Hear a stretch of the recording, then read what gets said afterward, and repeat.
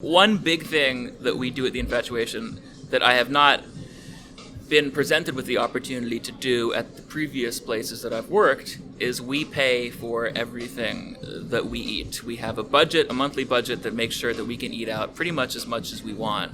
And the reason we do that is indicative of a lot of what's wrong with Miami media right now, and especially Miami food media, is that you have people going on press dinners, eating and drinking for free. And I don't want to sound like a hypocrite because I've been on those press dinners when I worked at previous publications where I did not make enough money and I was not provided with a monthly budget to go eat out. Mm-hmm. So it was a fun opportunity where you get to go to a restaurant. And looking back on it now, I am slightly ashamed of partaking in those things for a lot of reasons, one of which is it's unethical as a journalist. As a food journalist, specifically, it's unethical. So that's why we don't do it.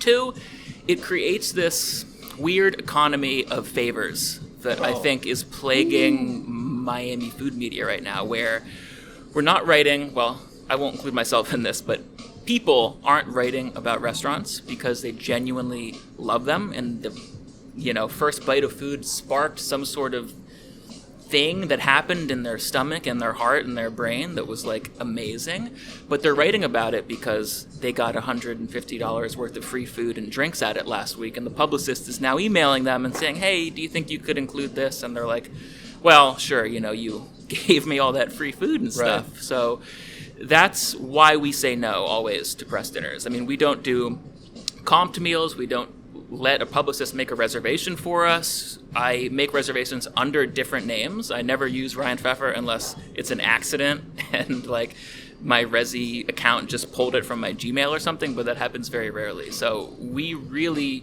try to experience the restaurant like any other normal person would experience the restaurant. Man, I have nothing on top of that is I couldn't agree with any of that more. And I know. So my publicist, Larry Carino, which we talk about several times. BCPR, I will say, great roster of clients. And when I was launching the Infatuation and we were getting all of our guides together and we were sourcing photos, I worked with BCPR, I think, more than I worked with any other PR company. Well, Larry, I feel like I have added so many gray hairs to Larry's head and life. I can see that.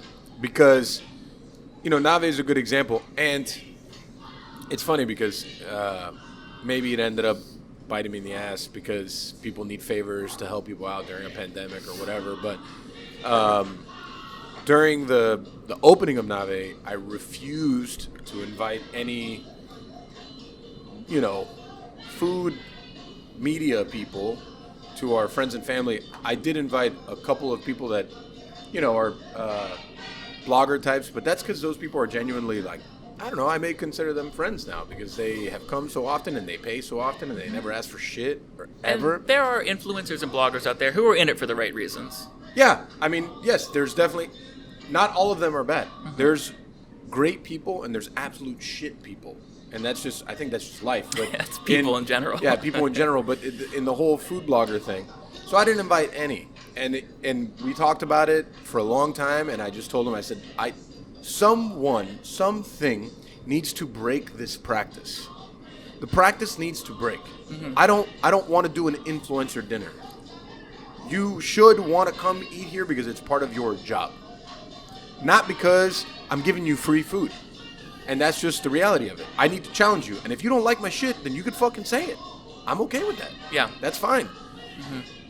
There's plenty of people that have come here that are actual paying clients, and they could not love a dish, and I could talk to them about it, and maybe there's something that we need to correct. It is what it is, and that's life. Mm-hmm. But at the same time, me giving you a free meal and then you just telling everyone that it's great to go here, that's not right, because you know how many times people say to go to a certain place, and the place is not very good? So often. Yeah, and it's so complicated because I understand from a business perspective, like, it's a business decision. Like, I'm going to spend this much amount of money in free food to create a certain amount of media impressions, and hopefully that drives people to the restaurant. But it's not authentic. And from my perspective, as someone who is a journalist, not an influencer, and I draw that line very clearly in the sand, what it does is it creates I draw that line clearly in the sand, but most people who are just on Instagram and doing whatever, they don't know the difference necessarily between an influencer and a journalist.